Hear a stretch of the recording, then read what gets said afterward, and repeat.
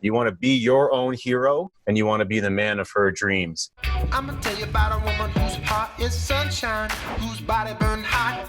I'm gonna tell you about a woman who's cold as tundra, with some frozen eyes. I can tell by the way she moves. Welcome to the C-Note Show, everyone, brought to you by Great Men Move Mountains. And gentlemen, you are here because this is where we do our daily work. This is where we do our daily work as a man, to be grounded in the three forms of confidence, to understand what to do when we have trauma in our life around our woman, if we're experiencing death by female, or we're fearful of death by female, or we've put old relationship behind us and we want to be the man that knows how to be phenomenal in modern relationship. You want to be your own hero, and you want to be the man of her dreams. And that's why we're here. And our theme of this week is how to reinvent yourself. And my phenomenal co-host is Miss Cynthia Cruz. Say hi, Cynthia. Hey, good morning.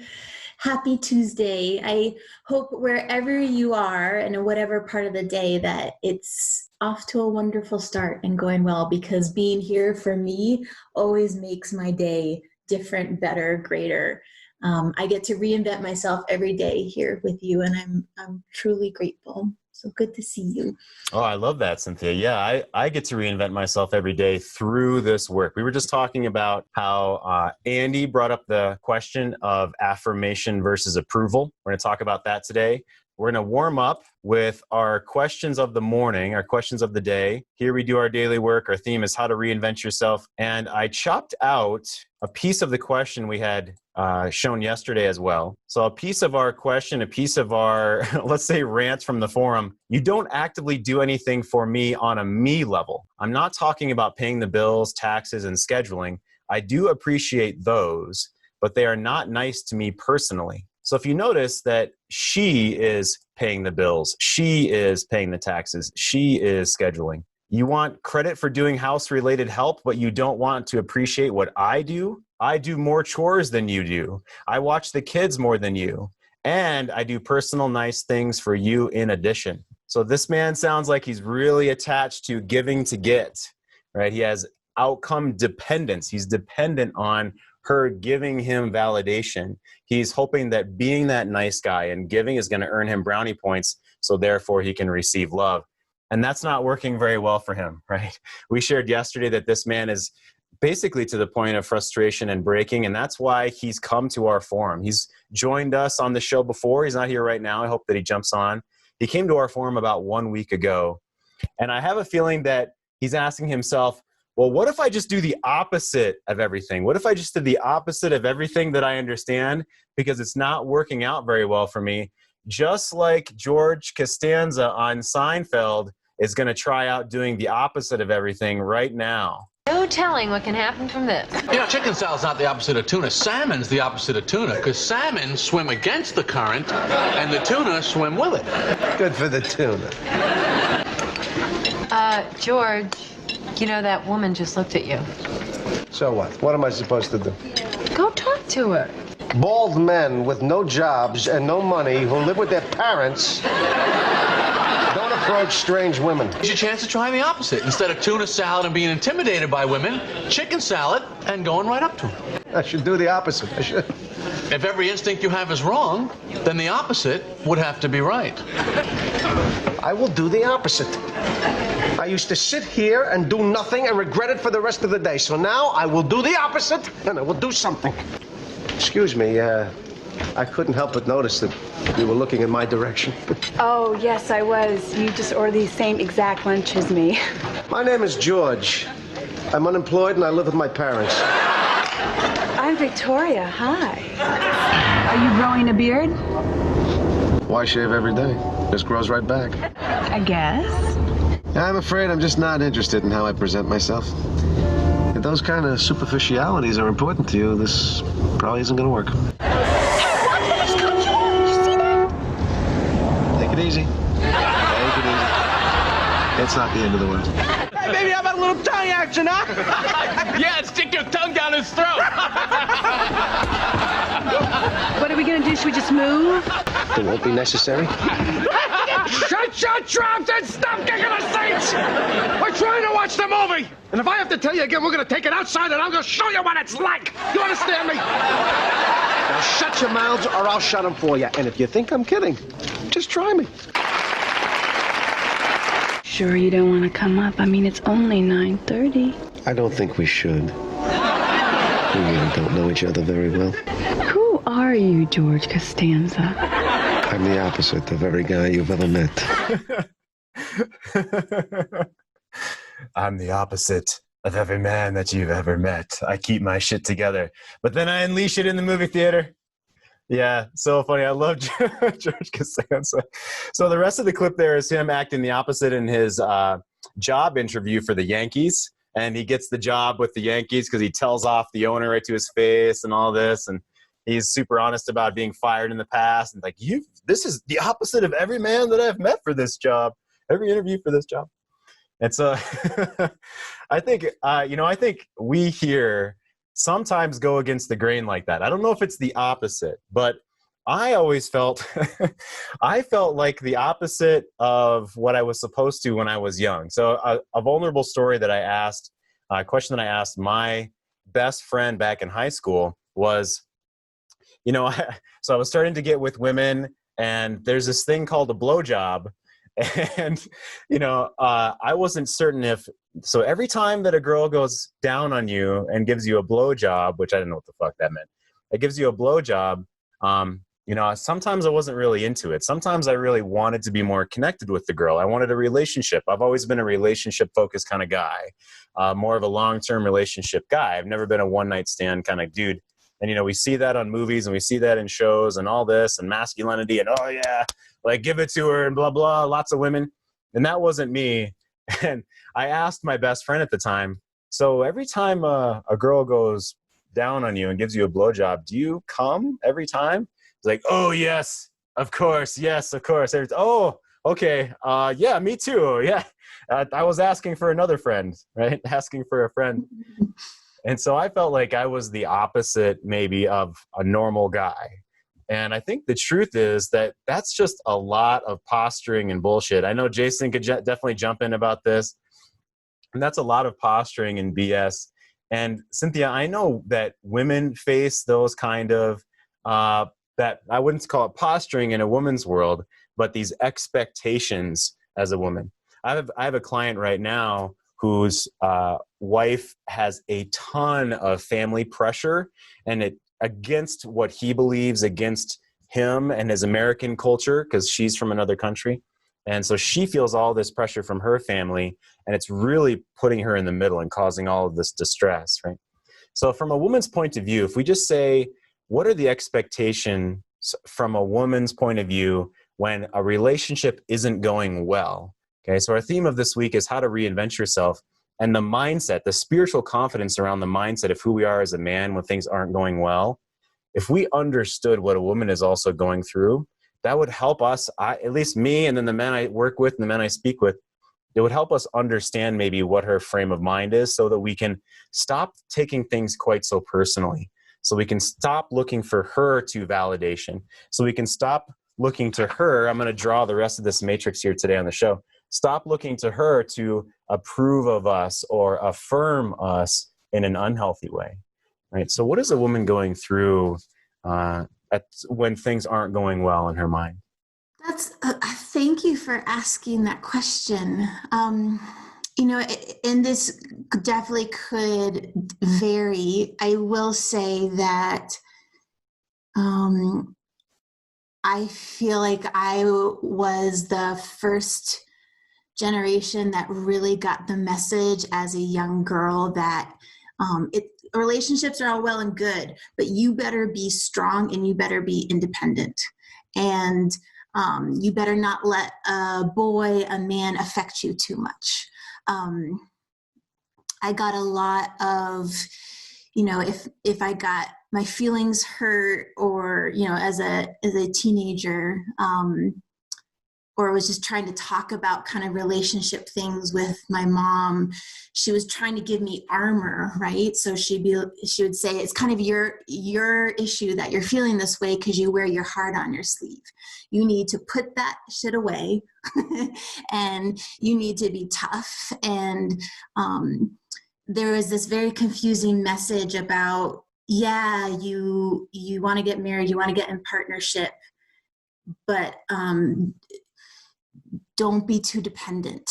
And so I think women struggle with this very core desire to be in union, to rest into your masculinity, your leadership, your guidance to be wrapped around. And at the same time, if they feel like for any reason that they shouldn't trust that, or it's not going the way they think it's supposed to, that they better not be weak, and they better not be too affected, and they better start guiding the ship, because otherwise they're going to be one of those women who doesn't have a backbone. Oh, they better not be weak. Otherwise they're going to be left out to dry, or seen as not having a backbone by other people in society. Is that what you're saying? Or by their family or by their friends are going to be seen as not having a backbone? Yeah, and being, I got the message a lot, and it's so hard to say this, but the message to me was like, don't be manipulated by men. Like, don't be swayed. Make sure you have your own opinion, because otherwise you'll just start believing what they believe or having their same thoughts, and so you better maintain your autonomy. Let me ask you, if you don't mind personally, where do you think that message came from for her, and why she may have taught you that, or why women in general teach their, girls, their daughters, and why people teach their daughters, hey, careful, you don't want to be manipulated by a man? Yeah.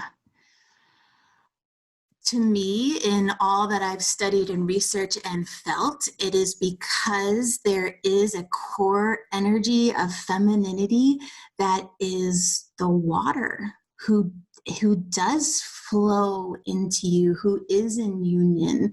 And because of that, like, I even feel in myself, even despite all my self-worth, that my definition of who I am, it flows, it has ridges, and it absolutely wants to press up into the ridges of the man I'm with. And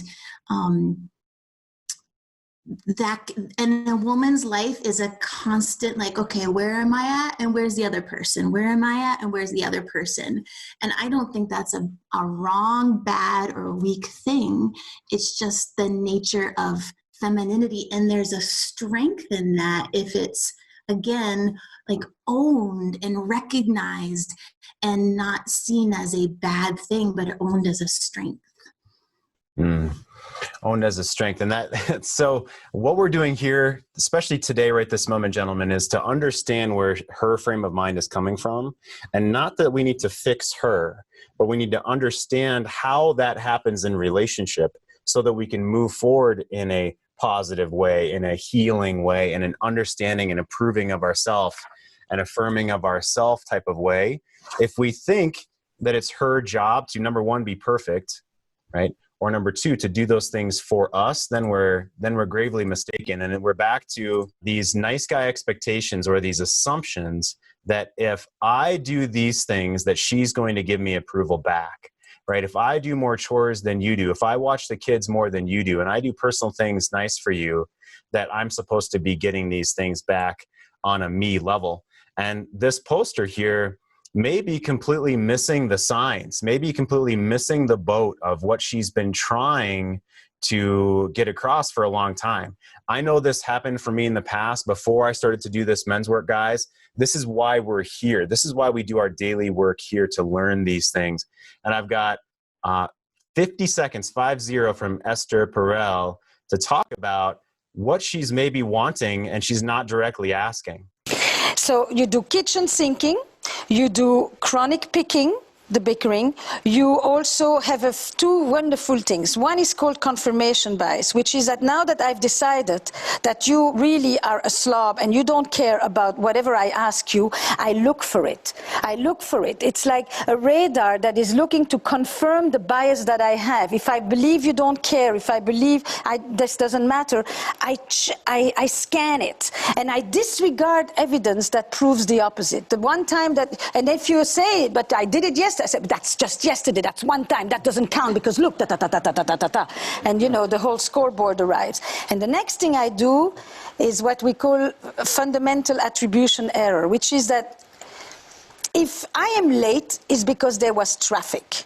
Yeah. If you are late, it's because you are a total disorganized slob. Meaning, so it's about my whole character. Yes, Oh my gosh. So those are the negative spirals that we can, all of us, go into, certainly, and that's what she's pointing out. And in a moment here, I want to show another about 50 seconds from that same talk. But I want to honor our chat. So Cynthia, I know that Andy has spoken up, and I'd love for Andy to jump on here too. If you could go ahead and read the last entry there from Jason as well, I'd appreciate that. Yeah, that was that first thing that you read out about just in terms of comparing. I don't know whether comparing is a really healthy thing to do if you're validating yourself. If you're comparing your actions based on what someone else is doing, I don't know if you're getting the balance right there. And I don't know if I'm very good at explaining this, but one thing I've learned is not to compare with other people and judge yourself based on your own actions. And for example, my daughter, who doesn't do very well at school one day, she'll make the excuse, yeah, but the others didn't do very well either. And it doesn't really matter. What I want is to know that she's doing the best she can. I'm going to get lost on this. No, it's okay. Let's pause. Yeah, let's pause there. So that's a great point already, is if we're trapped into comparison, that's going to play into this matrix that I'm going to finish out today here too. So if we're comparing ourselves and we're not approving of our own self, right? And if we're comparing to other people, then we get lost in this competition of who's praising the other more, or the scoreboard that Esther Perel just mentioned. The scoreboard comes into play, and all of a sudden we're, judging based off of this perceived scoreboard where there's covert contracts flying this way and that, Andy. So Andy, how do you help her ground herself? How do you help give her a little bit more perspective as a father? Well, in terms of that, I say to her that I'm not interested in what anyone else is doing. What I want to know is that from you is whether you've done your best. And I say to her, if you get a 4 out of 10, I'm not going to be angry with you if you know that you've done your best in it. I don't want you to compare with anyone else. As long as you know that you're doing your best, you can't do more than that. And I can't ask you for more than that. So the mark doesn't matter to me. Just do your best in life, and that's all I ask. Awesome, Andy. So yeah, I'm going to mute you for a moment. What I heard there is you declaring your value as a father, what you see as values as a father, and what you see as family values for your family, right? So this is what I care about. This is what I'm declaring is important to me as a man and as a father and as our family. And so you're setting that stake in the ground, right? So yeah, thank you, Andy. I really appreciate that. That's absolutely a theme of our work as well. And so Cynthia, yeah, if you'd honor our chat and what Jason had said, I'd love for you to jump in. And it looks like he's giving you some feedback on what you had said about expectations for men, yeah? Yeah, thank you. And Andy, I loved what you shared. In my teacher life, I certainly encountered a lot of but everyone else is. I really appreciate how you're providing her framework for that. That's amazing. So I think Jason was, I really respect and admire, Jason, your courage and forthrightness to always bring out the shadow, whether in self or in culture. And Jason said there's a, kind of shadow, almost like I'll call it a shadow hangover. And Jason said, men can't be trusted. They only want one thing from us. Women Women are thinking, you prove to us you can meet us as equals. He said, I think women feeling used for centuries builds up a very powerful collective pain body. Just calling out an elephant in the room, I've come across many, many times. And, I appreciate Jason saying that. And I will say, that's starting to become a really well-known shadow in our culture. And a lesser known shadow is, kind of the collective pain body of what all that men have been through and what they've been positioned to have to take stoically. And so I think calling out for each gender is really important. Yeah, thank you for honoring our men and just men in general, Cynthia. Thank you. I mean, one of my goals as well for Great Men Move Mountains is to bring awareness to these dynamics so that men don't feel like they have to be ashamed of the different parts of themselves, right? So women for generations now, 2 or 3 generations, have wanted their boys to grow into men that integrate both sides of themselves. And Cynthia's pointing out that we haven't quite caught up, and that's what I'm hoping that this is, and that's what I'm doing here, and we are doing here, and all of you are doing here because you believe the same, and that we can have both sides. We can have masculine and the feminine. We can have the strength and the connection. We can have the leadership and drive, and we can have the empathy and compassion and intimate relationship that we want to have. I spoke with a man last night, a brand new gentleman who's interested in coaching. And it was our first call last night, which is always for free. My first consult calls, no strings attached. I never talk business on the first call. So we were talking, and he was in the military for 3 years, right out of school, left the military so that he could have a job that was in town and he didn't have to travel. And now it's about 12 years later. He is the, I don't want to give too many details, but he runs 200 locations within his organization. And so he's kicking ass in the world. And now his 4 kids are all out of diapers, and he wants to reconnect with his wife. He wants to have more passion and love and understanding and sit down and have a deeper level connection. And he hasn't really realized the perspective of he wasn't doing that for about the past 15 years. For the past 15 years, he was succeeding in the world and kicking ass out in the world on his adventure and in his battle. And now he's won that battle. Okay, that adventure is sort of complete because money's great, his job is great, he feels it's all kind of kicking ass, and now he's turning and wants more connection with his wife and his family, and she, for 15 years, has not been steeped in that motivation of his, right? So Andy, and your example, his values were about drive and money and success and setting himself up and setting his family up, and now his wants and values are shifting as a man. And I was pointing something out. I said, if I was your wife and I sat across from you and I said, oh, now you're wanting more connection? Well, for the past 15 years, you've been working 80 hours a week and now you're wanting more connection? And I asked him what he thought about that, what he felt about that. And he immediately started to defend himself. Well, I've been doing this for the family and I've been making money and we needed this, kind of like this poster that we highlighted here today. Justifying, defending, and he's not aware of this work. This is why we're here, to listen and empathize and go deeper with her and ask her, tell me more about that. And yeah, I can see that was painful. And this is what I'm wanting for us moving forward. And I acknowledge what you're saying. And this is now my vision. Right? That would be the integrated man. That would be a man moving a mountain in his world. And that's very similar to the second opening comment that I wanted to read that's from our forum as well, from another gentleman in our forum.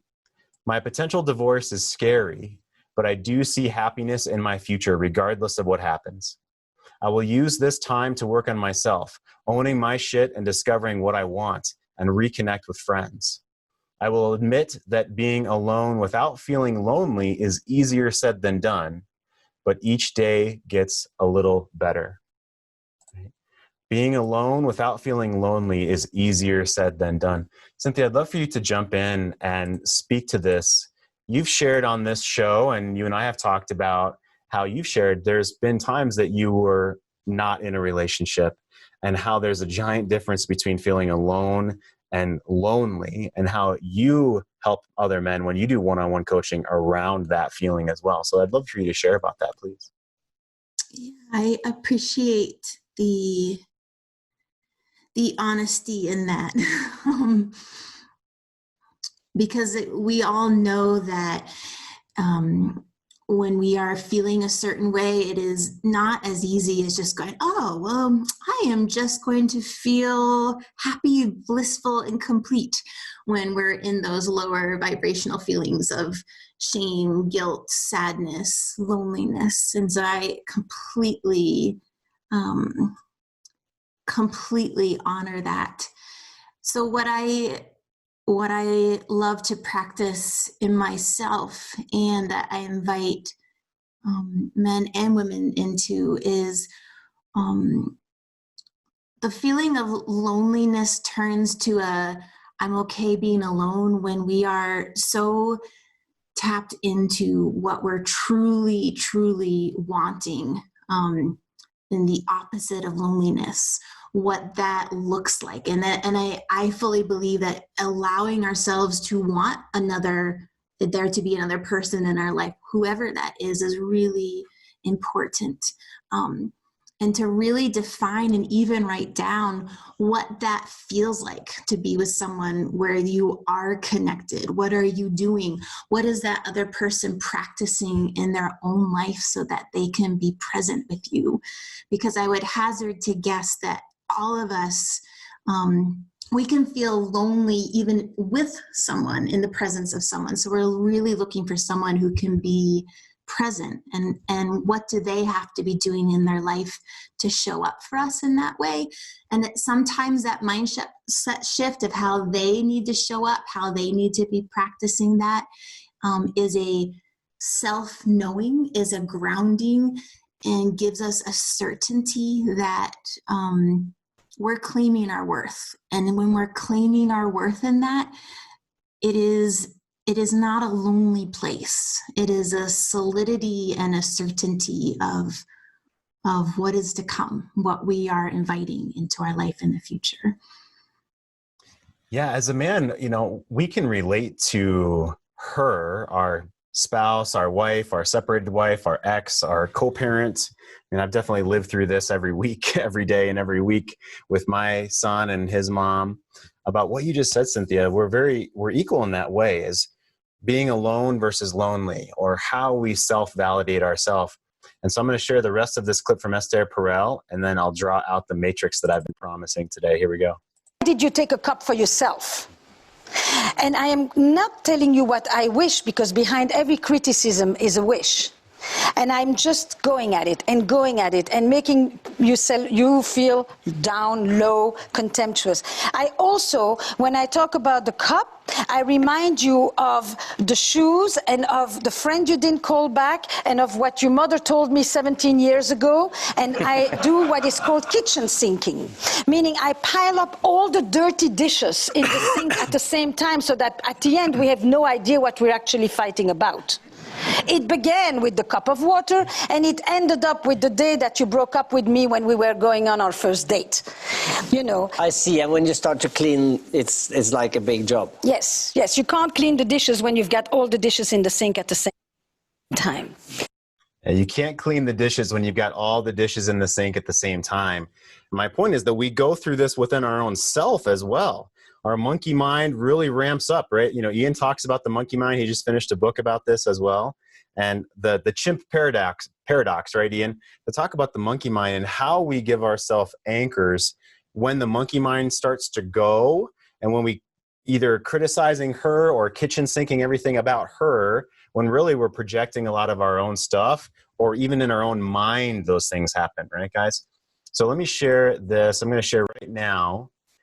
Andy had brought up, I believe on Friday, and then we've started to illuminate over this week. The differences are, what does it mean to affirm? And what does it mean to approve? And what does it mean to do this for myself? Or am I thinking that I need this from others? Am I being needy about that? And Cynthia and I this morning looked up the definitions of approval and affirmation. And the short version is that approval is about judgment, which is generally positive, right? A positive approval of something, but it's about judgment. And affirmation is about support, and generally a positive way to support. Okay, so approval is judgment and affirmation is support.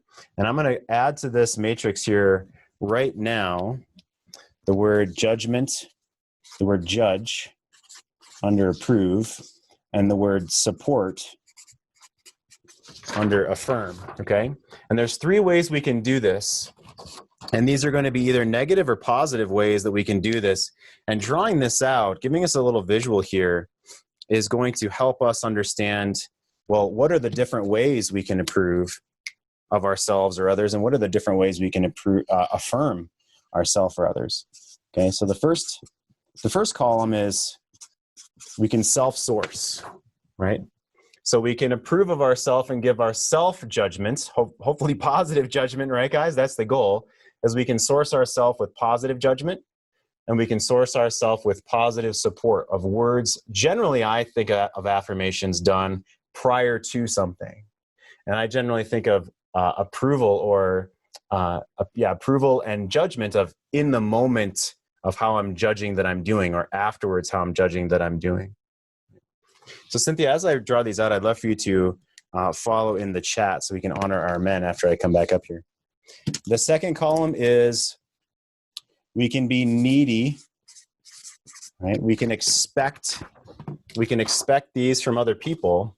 We can expect approval, and we can expect different forms of judgment. I expect them to think positively of me. I expect them to think negatively of me, right? Or if I'm needy for support, well, that, as this poster was talking about, you don't do anything for me on the me level, and he's being needy and expecting affirmation and approval, affirmation, support, and approval and judgment from his spouse, and not sourcing it himself, right? And the final column is when we get it from someone else, but we're not needy about it, okay? So I'd say that this is detached from outcome. Detached outcome. Where we're getting it from someone else, we're getting approval and judgment from someone else, whether positive or negative. So if someone says something positive about us, oh, that feels great, you know, we like that, but we're not attached to them giving us that in a needy way, right? Or if someone has judgment about us in a negative way, we can let it go because we're not attached. We have a detached outcome. And the same thing with affirmation and support. It's great when we do get that, and we would love to have that in relationship, of course, but we're not attached to it, and we don't get butthurt by it. We're not needy about it, right? Or again, if someone doesn't give us support, then we don't get upset about it. So a quick story about this, I had to practice detachment from outcome. I started a jog from my house here yesterday, and the 2 neighbors, one just next to me here and one right across the street from me, they were speaking outside, and I ran by and I waved, and both of them looked at me. These are men. Both of them looked at me and just stared at me, didn't wave back, didn't smile, didn't say anything, nothing, as I jogged by. And I actually waved for a little extra time, like, hey, I don't know if they see me, like, okay. And then I could continued on my way. And just that interaction, I felt like a pang of, who are they? What assholes are they? And I realized, wow, I'm actually being needy in that moment, hoping for some kind of approval or support from them. And I had to actually take a few seconds to stay detached. And they're just my neighbors. They're these gentlemen who are my neighbors. They don't mean anything to me in my life other than what? That they approve of me, that they accept me. So Andy, I'd love for you to jump in and give me your feedback on this matrix that Cynthia and I developed this morning. And we've been thinking a lot about your question of approval versus affirmation. Give me your thoughts on this, please. And then Cynthia, I'd love for you to honor our chat. Yeah, I think that's a really good way of describing it visually, and I think it's a really good way of helping with your awareness. Like what just happened to you when you're off for a run in the morning and you go past and you're waving and they don't wave back. That it's really good. I think that's a really good awareness that you can then. You could actually go to that visual and see, where am I on this tabla, that's in Spanish at the moment, and you can become aware of whether you're in a needy or whether you're in a attached or whether or not. And the thing about approval and affirmation as well, I think the way you've described it with judgment and support is something I've never thought about either. I'm going to give that some thought as well. So thank you for that. Yeah, the visual's great. It's something I'm going to give that some thought on that. I like it. I like it a lot. I like the way you've analyzed it into self-sourced, needy, and detached outcome. I like it. I'm going to think about it. Yeah, cool. And so, I mean, now I need to think about that. Yeah, so I like your answer. I need to think about that. For myself, I gave the kind of soft entry of the jogging to get into, well, what about when this shit really hits home?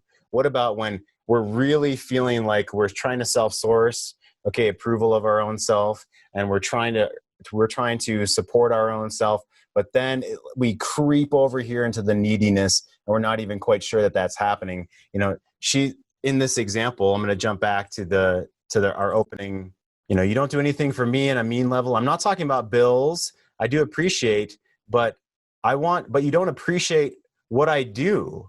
Okay. You don't want to appreciate what I do. Right. So he started off probably doing these things in maybe a detached way, and it's creeping over to needy. And can you think of something in your life, maybe in the past, that started when you were as a detached thing you were doing because that's what you wanted to do, and maybe you did more and more and more of it, and all of a sudden it creeped over into, well, she's not giving me validation for this. She's not approving of me or giving me support about this. And now all of a sudden, I'm feeling upset about that when before I wasn't. Can you think of something in your life like that from the past, Andy? Does that ring a bell? Yeah, definitely. I mean, with my ex-wife, I could say that the way you become aware of that can affect your mood as well. Certainly, like if you're seeking approval or affirmation, and before you learn all this stuff, if you're not aware of where you're going with it, it can definitely, if you're asking for it in a needy way, and you're not getting the approval or the affirmation that you're wanting because you're outsourcing or it's not coming from yourself, that can definitely affect your mood. And that guy there that's making those comparisons, his like judgment and valuation of what he should be doing is coming from approval or affirmation from, he's needing it from the other woman to make him feel good. So if it's a detached outcome and you're in your grounded way where you know what you want in life and you know what you value and what you know to be true for yourself, you don't necessarily need to outsource it anymore. It's easy to fall back into it. It's a practice, and awareness can really help with that. But I think once you can develop to source it yourself or become detached from it, you can also, that would probably help a lot of men not to have their mood change affected by a reaction from someone else, i.e. their wife, which is what I've experienced, not only with my wife, but with much more with my children, because I have them every week, and I'm noticing a big difference in them feeling secure with me, because my little girl, she's 14, can go seriously mega emotional and really wild. In fact, 2 days ago, I had a pizza with mayonnaise and ketchup that went onto her fingers that she splashed all over me because of things that we were discussing, but I kept incredibly calm. I learned something from you, which, thank you very much. I put the consequence in place 20 minutes after, not in the moment. That's brilliant. And literally, for me, keeping in my role, 10 minutes later, she was as cool as a cucumber, completely calmed down, respected everything I had said. She'd cleaned up the mess, she'd apologized, and we discussed it through. But I allowed her to have that screaming fit, but I kept where I was. And it was amazing, the difference 10 minutes later. And then afterwards, later on, I had a walk with my wife, ex-wife. We had the same discussion. I put where I am with my daughter, where my boundaries are, what I listened to her, where she is with it, and all this stuff really, really helps. But if your moods are not affected by wherever the people are, and the approval and the affirmation isn't coming from someone else, to stay grounded and it's amazing because you find that your moods are much more constant, and you develop more trust in yourself as well on it. I'll start waffling if I carry on. But yeah, I already am. thank you, Andy. I appreciate that. I'm going to put you. That's fantastic. More trust in yourself. What you said at the end there, you can feel more confident and trust yourself that you're not going to just overreact or say something outrageous in the moment. And Cynthia was laughing and smiling, I think, during that whole story with your daughter, because when, Cynthia never does those kind of things. No, Cynthia never like explodes in the moment or overreacts or collapses, right, Cynthia? No, never. I never have wild emotional experiences. Oh my gosh. Thank you for being open about that. Andy, that was a great story too. Cynthia, if you would please honor our chat, I would love for you to take a look or maybe read some of our chat out. Thank you. Yeah. So Joseph posted, he said, that was my post regarding alone versus lonely. My loneliness comes from sadness about the loss of my marriage or anxiety about the unknown of my future. However, I feel like each day gets easier. I get more empowered and confident in myself and my future. It may not be with my wife, but I know I'm not going to live my life without emotional, intimate connection. And Jason responded to that. He said, that's a huge step. I'm sensing that through this, you've discovered your worth as well as a sense that you deserve to thrive after separation. I struggled with the question if anyone else would ever love me, and so it's a paralyzing feeling. It doesn't sound like something that is in the forefront of your mind, and that's powerful. So incredible. Thank you so much. I wanted to actually, Andy reminded me of, I'm not seeing the chapter here. I think it's chapter 13 from the masculine in relationship. And this subsection is called First Hear Her Pain. First Hear Her Pain. First, you must learn to weather the initial storm. Okay? Allow her to just feel what she feels without bringing yourself into the narrative. This is what happens when the feminine shows its toxic side as she does the initial storm. Right? Feelings are shared along with a lot of blame, anger, and shaming sometimes.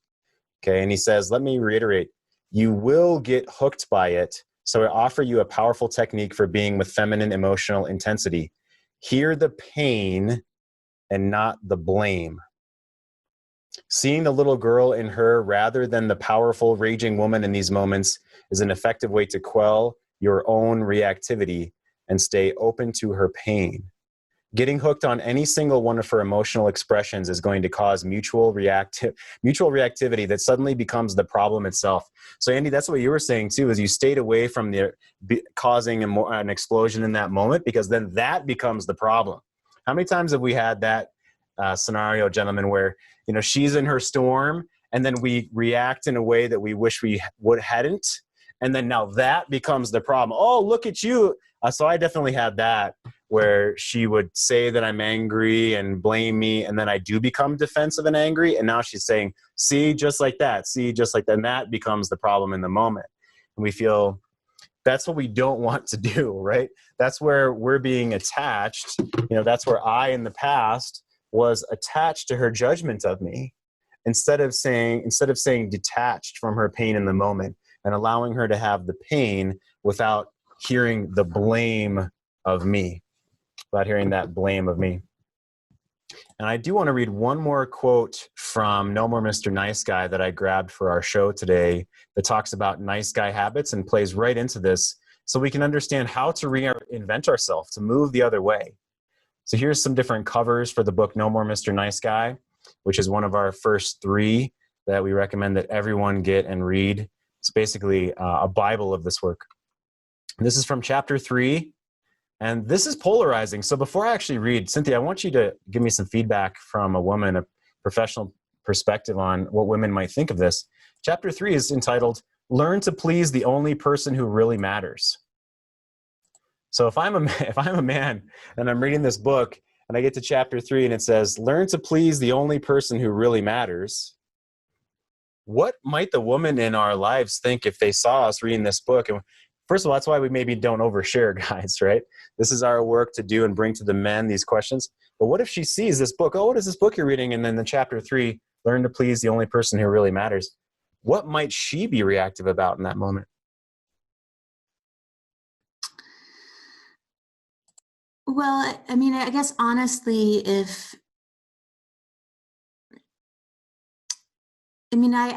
some of the ways women are responding is because they believe that they don't matter, or the way that they respond doesn't matter, or is not taken seriously. So, she could look at that and that could be kind of a heart thing, like, ow, that really hurts. But that goes back to that old adage of that we are looking to give people that we care about what they truly need, not what they think they're wanting. And so if a woman thinks that to feel connected to you, to feel your presence, to feel in that relationship with you, that she's supposed to be the most important person in your life, we know that that doesn't lead to presence, connection, depth, vision, adventurous relationship. And so you in your most grounded, sacred, masculine form are always, I fully believe this, always seeking to do what is most needed. And that includes putting your stake in the sand first and standing firm in your presence. Because believe me, when you do that as a woman, I receive the thing that I am truly, truly hungry for. Oh, thank you, Cynthia. I'm going to read this quote, and I also want to honor the men here, of course, Walters and Rob and Randy and John and Joseph, Kent, Pat and Patrick. I want to honor Kent here in a second as well. He got us something for it. He got something done for us.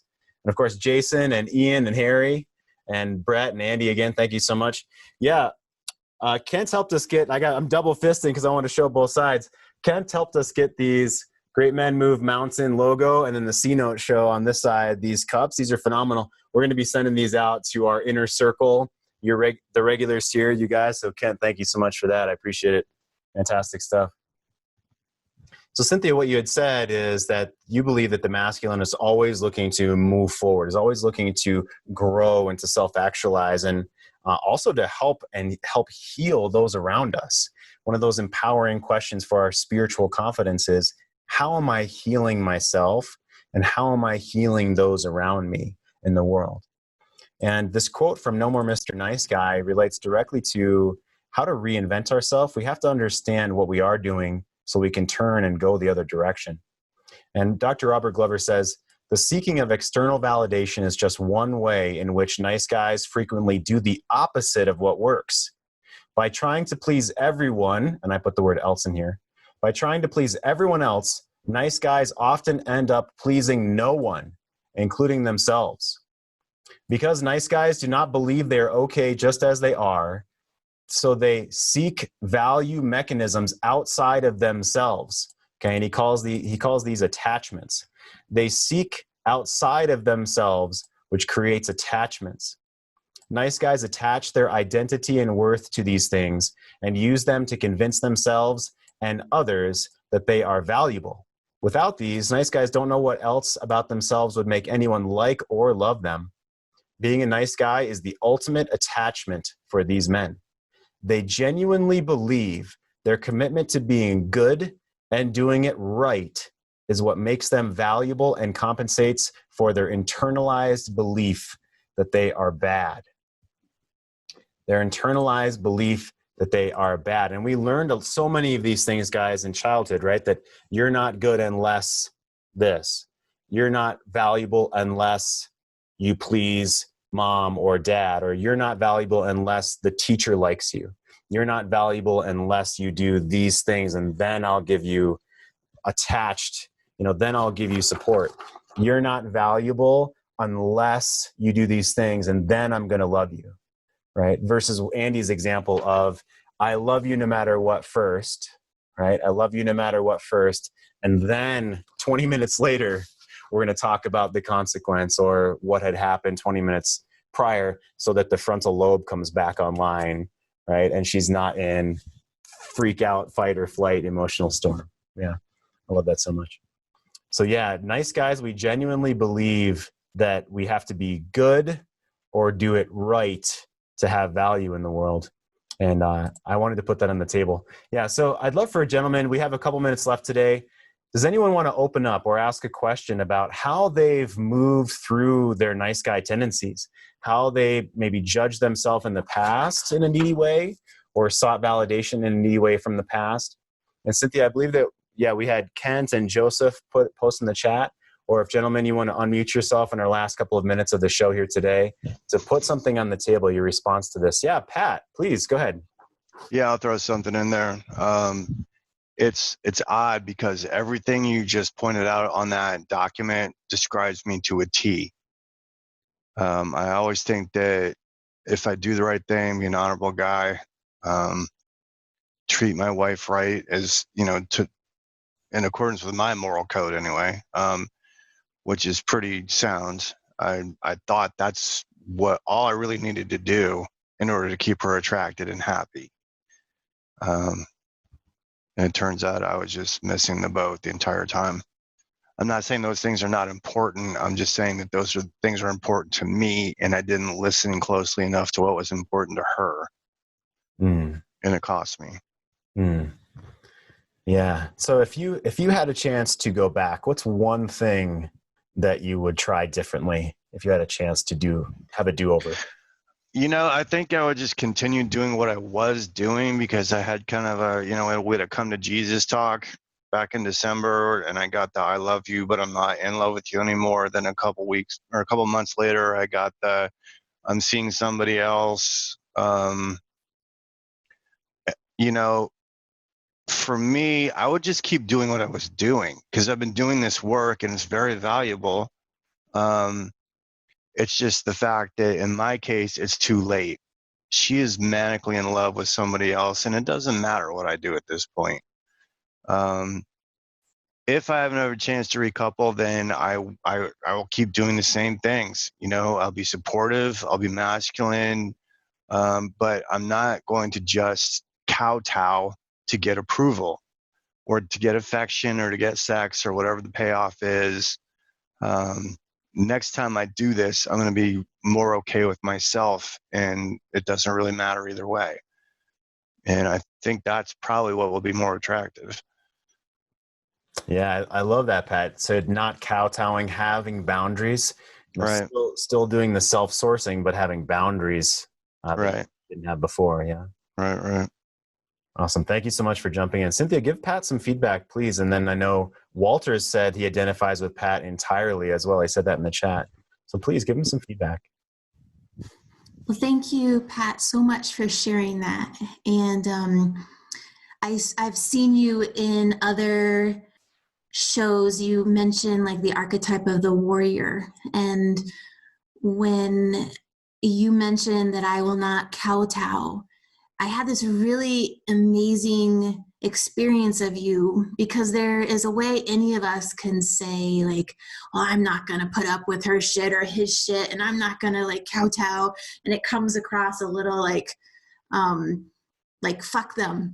And every ounce of your energy in that, like, I will be this and I'll be that, and I will not kowtow. It was complete warrior to me, and it was very compelling and strong and attractive, and I really appreciated feeling that in you. It made me feel like strong and safe on the other end of experiencing your energy. So thank you for that. Thanks for that feedback. Hopefully I get a chance to put that into practice again. Yeah. Well, with that energy, I don't care who it's with, but there is going to be people who absolutely gravitate and need that. Thank you. Yeah, I absolutely agree with Cynthia, and I want to honor you, Pat, that you will have absolutely the opportunity to do that. It may not be with the same woman, right? But it may be with a woman who honors you in a different way and doesn't have those other unhealthy attachments and doesn't have the differing value system around monogamy that you do. Yeah, right. It just seems like a common theme here in the chat and during this show and on the forum is anxiety. It's about, will I have a chance to do this again? Will anyone ever love me again?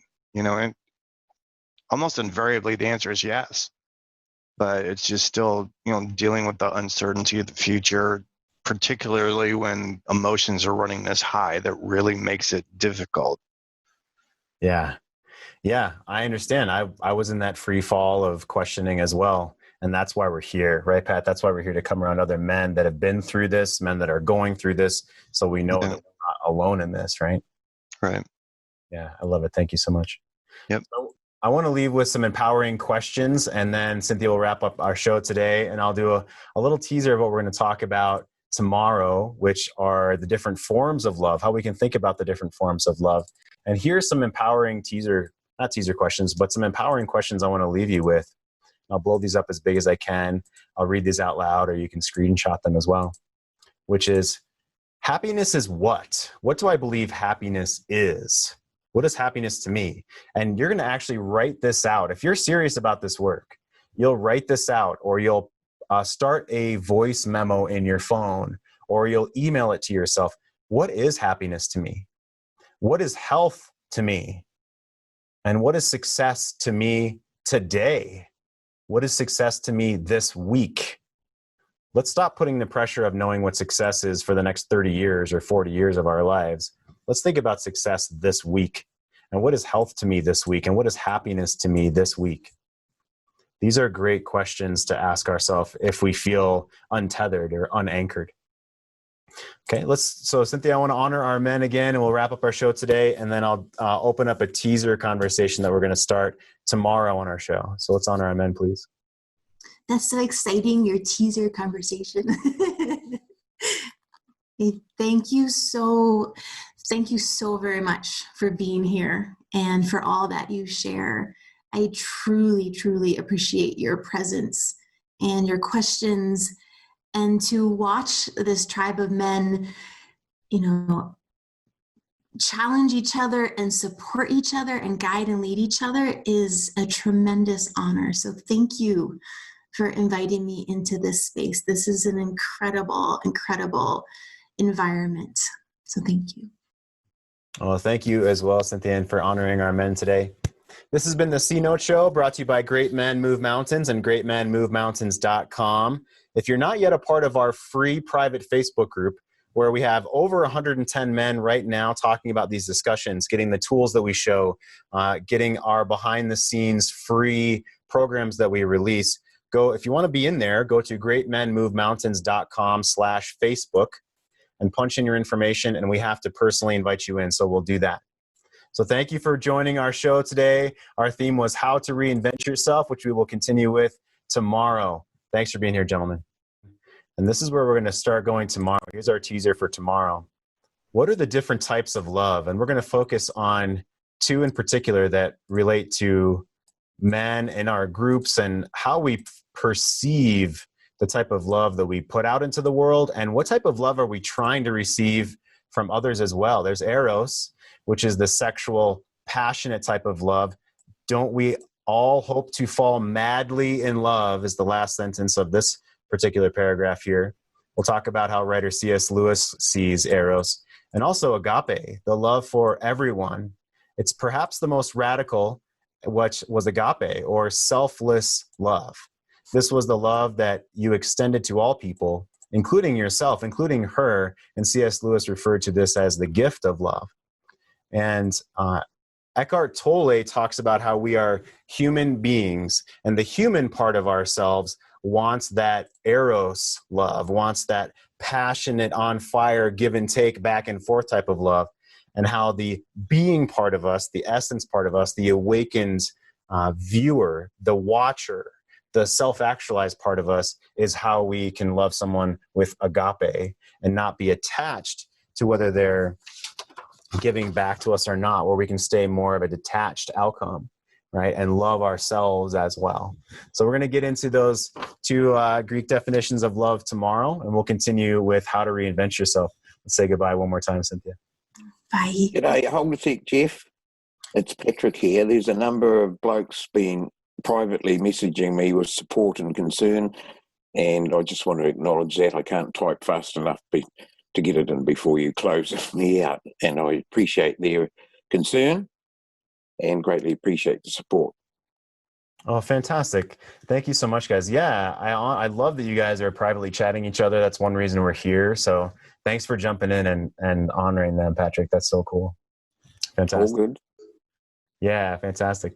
And I hope that you guys are connecting over Facebook as well and Facebook Messenger so you can keep this going, or trading WhatsApp, numbers or that kind of thing. But yeah, definitely connect through Facebook as well. Awesome. Thank you, Patrick. Thank you, Cynthia. Thank you to all the guys who are still here. I appreciate it. Bye. Whose heart is sunshine, whose body burn hot. I'ma tell you about a woman who's cold as tundra with some frozen eyes. I can tell by the way she moves that she cares, and it's lovely.